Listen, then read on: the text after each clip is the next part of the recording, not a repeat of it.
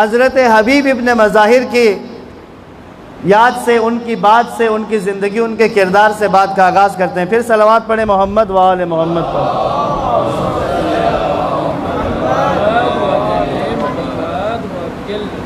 جناب حبیب اصحاب رسول میں سے ہیں، رسول خدا کے زمانے کو درک کیا ہے، اور مشہور واقعہ ہے امام حسین علیہ السلام کے ساتھ محبت بچپن سے تھی۔ ایک دن اپنے اصحاب کے ساتھ رسول خدا گزرے، حبیب کھڑے تھے بچپنے میں، اللہ کے نبی نے حبیب کے ساتھ محبت کا اظہار زیادہ کیا۔ اصحاب نے سوال کیا رسول اللہ اس بچے سے زیادہ محبت کس لیے؟ آپ نے کہا کیونکہ یہ میرے حسین سے زیادہ محبت کرتا ہے۔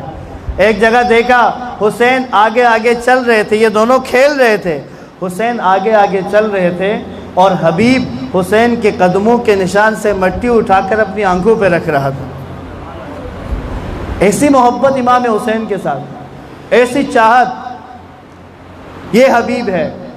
کوفہ میں رہائش بنی اور جناب مسلم بن عقیل جب کوفہ تشریف لائے تو ان کا ساتھ دیا، اور پھر میں نے پہلے عرض کیا ہوا ہے کہ جس وقت امام حسین علیہ السلام کے پاس پہنچنا تھا، کربلا میں امام آ چکے تھے، حضرت حبیب کربلا میں وارد ہوئے۔ اب حبیب کی شخصیت بچپن کا دوست، مشہور شخصیت تھی، اور حبیب فقیہ کہلاتے تھے، جس کو ہم آج کی زبان میں مجتہد کہتے ہیں۔ حبیب کو فقیہ کہا جاتا ہے۔ کوفہ میں جس طرح جناب سلیمان ابن سرد فقیہ تھے، بریر حمدانی فقیہ تھے، اسی طرح جناب حبیب ابن مظاہر فقیہ تھے۔ یہ فقاہت، یہ اجتہاد ایسا نہیں کہ آج کے دور کی کوئی چیز ہے۔ حبیب کے آنے پر مولا حسین کو خوشی ہوئی ہے، کیونکہ حبیب دوست بھی ہے اور ایک فقیہ بھی ہے۔ حسین ابن علی کے لشکر میں جب کسی عالم کی آمد ہوئی ہے تو مولا نے بڑھ کے استقبال کیا ہے۔ اب کوفہ کی طرف سے سوار آتے دکھائی دے رہے ہیں، اب کا نہ جانے کون آ رہا ہے۔ امام حسین نے کہا لگتا ہے حبیب آ گیا ہے، اٹھو حبیب کا استقبال کریں۔ اب اصحاب بھی آئے، بنی ہاشم بھی آئے، مولا حسین خود آ گئے۔ حبیب نے جب دور سے دیکھا نا کہ مولا استقبال کے لیے آ رہے ہیں،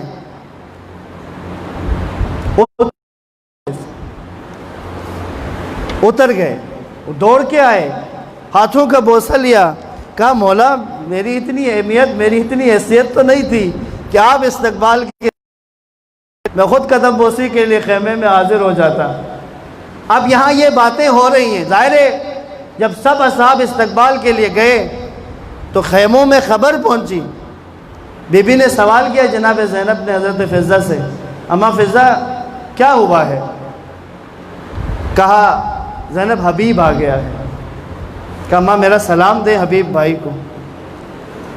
اب خیام سے سلام پہنچا۔ اب حبیب پہلے ہی امام کے استقبال پر حبیب کے دل میں ایسی کیفیت تھی، جب آ کر کسی نے کہا اے حبیب علی کی بیٹی نے سلام کہا ہے، بس اتنا جملہ سننا تھا، حبیب کربلا کی زمین پر بیٹھ گئے اور کربلا کی ریت اٹھا کر اپنے سر پر ڈالتے ہوئے کہتے ہیں کیا علی کی آل پر، کیا علی کی بیٹیوں پر ایسی غربت آ گئی ہے کہ حبیب جیسے نوکر کو سلام بھجوایا ہے۔ پس ازادہ رو حبیب آئے۔ اب یہاں حبیب کا کردار سماعت فرمائیں۔ اب مولا حسین سے کہا مولا آپ کے ساتھ اصحاب و انصار کم ہیں، اگر آپ مجھے اجازت دیں تو یہاں قریب ہی بنو اسد کا قبیلہ ہے، کیونکہ حضرت حبیب بھی اسد سے تھے، بنو اسد سے تھے، اسدی تھے۔ کہ میں جا کر آپ کی نصرت کی دعوت دوں، شاید کچھ لوگ ہمارے ساتھ شامل ہو جائیں۔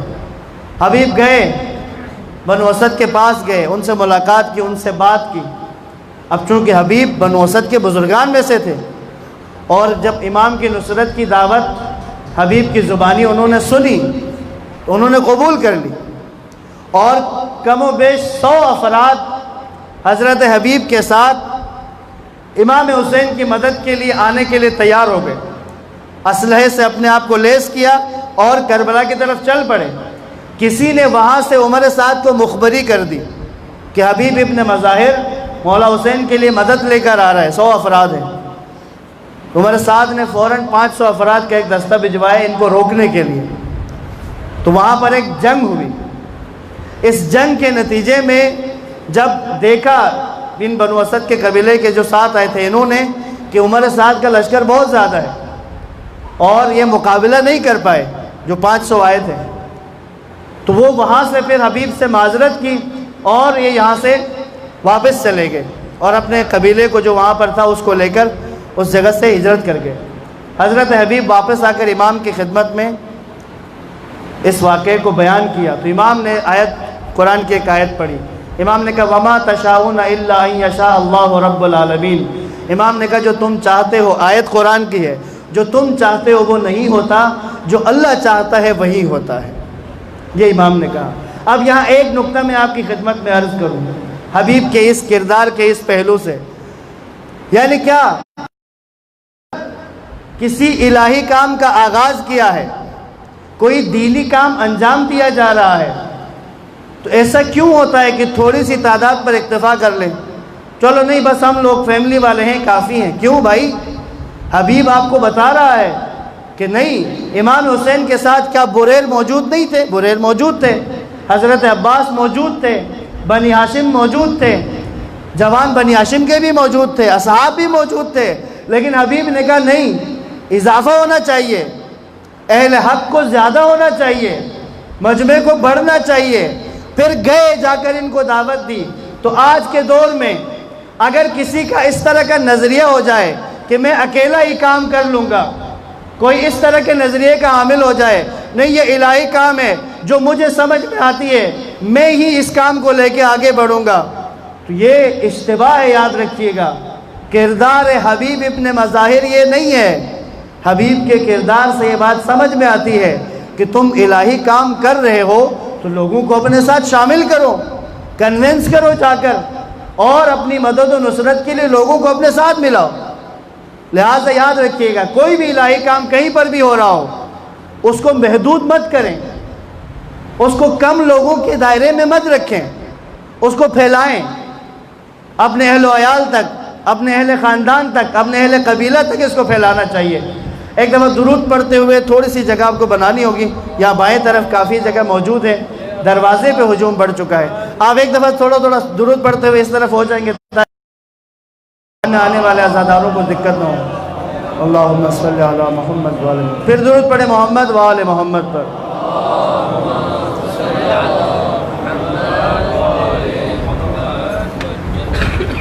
بار دیگر بآواز بلند صلوات.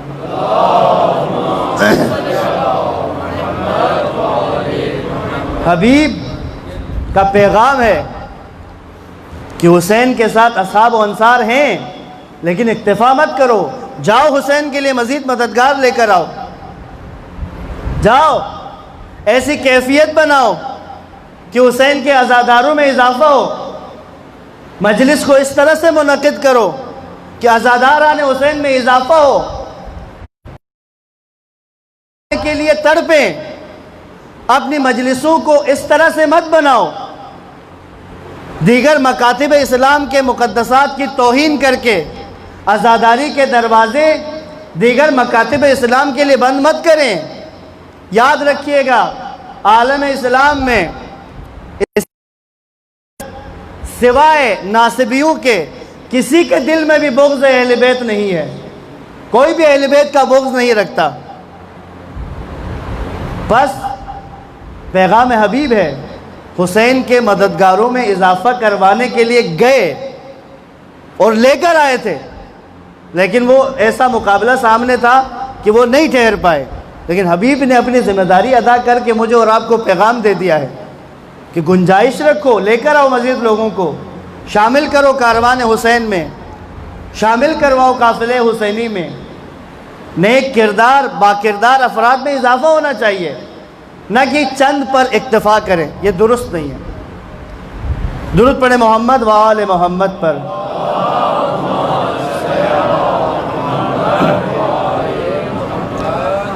اسی طرح ایک اور حضرت حبیب کا کردار جو بڑا کردار ہے، چند اصحاب ہیں امام حسین کے جنہوں نے وہ تھا اس 10 دن میں، کربلا کے یہ 10 دن بالخصوص عاشور والے دن میں اس کو ہم کہہ سکتے ہیں سافٹ وار، یعنی سوشل میڈیا کی جو جنگ ہے وہ تلوار سے نہیں لڑی جاتی، یہ زبان سے لڑی جاتی ہے، قلم سے لڑی جاتی ہے، بیان سے لڑی جاتی ہے۔ امام علیہ السلام نے عاشور کے دن جس قدر تلوار چلائی ہے، جس قدر جنگ کی ہے، اسی قدر امام نے بیان کیا ہے، خطبے دیے ہیں، ان یزیدیوں کے سامنے جا کر باتیں کی ہیں۔ امام کے وہ خطبات، وہ بیانات موجود ہیں تاریخ میں۔ اسی طرح وقتاً فوقتاً کسی جگہ حبیب خطاب کر رہے ہیں، احساس دلا رہے ہیں، نصیحت کر رہے ہیں، کسی جگہ بریر حمدانی خطاب کر رہے ہیں، کسی جگہ زہیر ابن قین خطاب کر رہے ہیں۔ امام کے لشکر میں سے جو بھی گیا ہے نا جنگ کرنے کے لیے، جب فردی جنگ ہو رہی تھی، ایک جا رہے تھے، ایک پر ایک کا مقابلہ، تو امام کا جو بھی سپاہی میدان میں جاتا تھا وہ پہلے تقریر کرتا تھا، وہ کچھ دیر بات کرتا تھا۔ ان کی باتوں سے ایسا اثر ہوا کہ عمر سعد نے کہا ان کی تلوار سے زیادہ نقصان ان کی تقریر دیتی ہے ہمیں، ان کی بات ہم پر زیادہ اثر کرتی ہے، ہمیں زیادہ نقصان دیتی ہے، لہٰذا ان کو بات کرنے مت دو۔ اس لیے اب کیا ہوتا تھا، کوئی امام کا سپاہی میدان میں آتا ہے، شور کرتے تھے تاکہ اس کی بات کو دوسروں تک نہ پہنچنے دیں۔ آج میرے اور آپ کے لیے یہ سوشل میڈیا یا جو بھی انداز ہو لوگوں تک پیغام پہنچانے کا، اس سے استفادہ کریں۔ یہ سکھایا ہے حسین اور ان کے اعوان و انصار نے، تلوار بھی چلائی ہے، جنگ بھی کی ہے، لیکن ساتھ میں بیان کیا ہے، اور اس قدر مضبوط بات کرتے تھے کہ اگلوں کے پاس جواب نہیں ہوتا تھا، اور پھر جواب نہ دینے کے جنگ کے لیے فوراً آگے سے سپاہی بھیجتے تھے یا تیر مارتے تھے۔ لہٰذا متوجہ رہیں، حبیب کے کردار سے یہ بات سمجھ میں آتی ہے کہ بولنا ہے، حق کو بیان کرنا ہے، لوگوں کے سامنے اس دین کا، اس مکتب کا حسین چہرہ لوگوں کے سامنے عیاں ہونا چاہیے۔ آج پاکستان کے اندر ایسی صورتحال بنی ہوئی ہے کہ بعض شرپسند جو اس ملک کے دشمن ہیں، جو ملک کے امن کے دشمن ہیں، وہ شرپسند ٹولے آگ لگانے کی کوشش کر رہے ہیں، پاکستان میں فرقہ واریت پھیلانے کی کوشش کی جا رہی ہے۔ کردار حبیب ابن مظاہر کی ضرورت ہے، حق کو بیان کریں، اتحاد و وحدت کی باتوں کو پھیلائیں۔ اہل سنت ہمارے بھائی ہیں، بقول آیت اللہ سستانی کے ہماری جان ہیں، اور اہل سنت کی مکمل اور بڑی تعداد، اکثریت واقف ہے۔ کچھ لوگ اگر بیوقوفی میں، ناسمجھی میں، کسی آواز پر کان دھر کر شیعوں کے بارے میں اگر کچھ غلط سوچ رہے ہیں تو یہ شیعان حیدر کرار کی ذمہ داری ہے کہ شیعت کا حسین چہرہ دکھائیں۔ اور اگر ہمارے ممبر کو استعمال کر کے بعض بدبختوں نے اس ملک کے اندر آگ لگانے کی بات کی ہے تو مکتب تشیع ان کو آن نہیں کرتی ہے۔ پہلے ہی دن جب آگ لگانے کا وہ مرحلہ انجام دیا، پہلے ہی دن علماء کرام نے، ہمارے مکتب کے پاکستان میں موجود اکابرین نے، بزرگان نے فوراً اعلان کیا کہ ہمارا کوئی واسطہ نہیں ہے ان سے۔ اور میں بس دہرا کر آگے بڑھتا ہوں، کل شیخ محسن نجفی صاحب نے اسلام آباد کے اس اجلاس میں، جلسے میں ایک بات کہی۔ شیخ صاحب نے کہا ہم نے اس شخص کے مجلس پڑھنے پر پابندی لگوائی تھی کیونکہ ہمیں پتا تھا کہ یہ ایسی باتیں کرتا ہے جس کی وجہ سے آگ لگ جاتی ہے، جس کی وجہ سے فرقہ واریت پھیلتی ہے۔ پھر شیخ صاحب نے سوال کیا، کہا یہ حکومت ہے جس نے اس کو یہاں پڑھنے کی اجازت دلوائی، پھر اس نے جب وہ توہین کی ہے تو راتوں رات اس کو ملک سے فرار کرنے کے لیے فوراً موقع بھی دے دیا۔ ایسے حالات میں جہاں 48 گھنٹے سے پہلے کورونا کی ٹیسٹ رپورٹ نہیں ملتی ہے، فوراً ایک شخص کو فرار کروایا جاتا ہے۔ یہ ایک پلان کے ساتھ سازش کی گئی ہے۔ شیعان حیدر کرار کو، ہمارے اہل سنت برادران کو متوجہ ہونا چاہیے۔ جس طرح، بس یہ آخری جملہ کہوں، ضروری ہے، فرض ہے میرا، جس طرح ہم یہ کہہ رہے ہیں اسلام آباد کی مجلس میں جس نے اس طرح کا جملہ کہا، جس نے ملک کیا، ہم اس کو ڈس آن کرتے ہیں، ہم کہتے ہیں کہ وہ کسی سازش کا شکار ہے۔ اسی طرح کل جو کراچی میں ہوا ہے، جن بدبختوں نے جلوس نکالا اور امام بارگاہ کی توہین کی ہے، وہ بھی کسی غیر ملکی ایجنڈے کے تحت کام کرنے والے لوگ ہیں۔ وہ بھی کسی غیر ملکی، ہمارے دشمن ملک کے مفادات کے لیے کام کرنے والے لوگ ہیں۔ جس طرح شیعہ آگاہ ہے اپنے معاملے سے، اہل سنت کو بھی آگاہ رہنا چاہیے، اس طرح متوجہ رہنا چاہیے۔ یہ جو شیعہ سنی کے بیچ میں لڑائی کرنے کی کوشش کی جا رہی ہے، انشاءاللہ یہ ہاتھ کٹیں گے، یہ ناکام ہوں گے، یہ نامراد ہوں گے، اور شیعہ سنی وحدت و اتحاد عالم اسلام کی مضبوطی کا باعث ہے، اور یہ مضبوطی انشاءاللہ ہو کر رہے گی اور آگے بڑھے گی۔ پس حبیب ابن مظاہر کے کردار سے الہام لیتے ہوئے آپ سب سے یہ گزارش کرتا ہوں، حبیب نے بیان کیا ہے حسین ابن علی کے موقف کو یزیدی لشکر کے سامنے۔ پس میرا اور آپ کا فرض ہے شیعت کا اصل چہرہ، شیعت کا حقیقی چہرہ، چاہے وہ سوشل میڈیا ہو، چاہے وہ فیس بک ہو، چاہے واٹس ایپ ہو، ٹویٹر ہو، یا دیگر عوامی حلقے ہوں، آپ کا سنت آپ سے ملتے ہیں، ان کو تشیع کا حسین چہرہ دکھانا ہے، تاکہ کسی انجان یا کسی غیر ملک کے منصوبے کے تحت پاکستان کی پرامن فضا کو کوئی خراب نہ کر سکے۔ درود پڑھیں محمد و آل محمد پر۔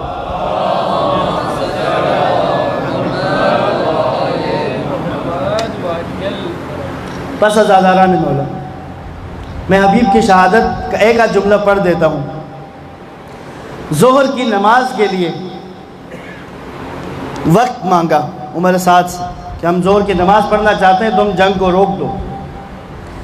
جناب حبیب مولا حسین کے ساتھ کھڑے تھے، تو ایک لعین ہے یزیدی لشکر کا، حسین بن تمیم اس کا نام ہے۔ جب نماز کی بات آئی تو اس لعین نے مولا حسین کی شان میں گستاخی کی۔ اس بدبخت نے مولا کے شان میں جب گستاخی کی تو حضرت حبیب سے برداشت نہیں ہوا۔ مولا سے کہا میں اس کی زبان کو برداشت نہیں کر سکتا، مجھے اجازت دے کہ میں جاؤں۔ جناب حبیب گئے اور اس پر حملہ کیا، جنگ ہوئی آپس میں، اور جناب حبیب کے ہاتھوں حاصل جہنم ہو گیا۔ اس کے بعد جب جنگ چھڑ گئی تو ایک شخص جو حبیب کے مقابل، حبیب بزرگ ہیں، ضعیف ہیں، سفید ریش ہیں، جو مقابلے میں ایک اور قاتل آیا، اس کو گرا کر اس کے سینے پر سوار ہو گئے تھے، ابھی اس کا کام تمام کرنے والے تھے، اس نے ندا دی اپنے کسی ساتھی کو، جابر ابن کعب۔ جب اس نے صدا دی، اچھا بلکہ میں بتانا چاہوں گا، یہ جس کو گرایا نا حضرت حبیب نے، یہ حضرت علی اکبر کے قاتل کا بھائی تھا، جس کو حبیب نے گرا لیا تھا اور اس کے سینے پر چڑھ گئے۔ اس نے اپنے کسی ساتھی کو آواز دی تو اس نے آ کر جناب حبیب پر وار کیا، اور حضرت حبیب یہاں پر شہید ہوئے۔ اب ایک جملہ بس سن لیجئے گا، کوفہ شہر میں حضرت حبیب کی شہادت کے بعد جناب حبیب کے سر مطہر کو ان کے قاتل نے اپنے گھوڑے کے گردن میں لٹکا لیا تھا اور کوفہ شہر کی گلیوں میں چکر لگا رہا تھا۔ تو جناب حبیب کا ایک چھوٹا بچہ تھا جس کا نام قاسم ابن حبیب ہے، 11 سال کا بچہ، اس نے دیکھا کہ باپ کا سر گھوڑے کے گردن پہ لٹکا کے گھما رہا ہے، تو یہ قاتل خود کہہ رہا ہے میں نے دیکھا کہ ایک چھوٹا بچہ کافی دور سے میرے گھوڑے کے ساتھ ساتھ چلتا ہوا آ رہا تھا، کہتے کافی جب دور میرے ساتھ ساتھ چلا تو میں نے اس سے پوچھا تم کیوں اس گھوڑے کے ساتھ آ رہے ہو؟ اس نے کہا تیرے گھوڑے کی گردن میں میرے بابا کا سر ہے۔ کہتے وہ بچہ رو رہا تھا، اس نے کہا میرے بابا کا سر مجھے دے دو تاکہ میں دفنا دوں اپنے بابا کے سر۔ اسلام نے انکار کیا اور حبیب کے سر کو واپس نہیں کیا۔ حبیب قربان ہو گئے مولا حسین کی۔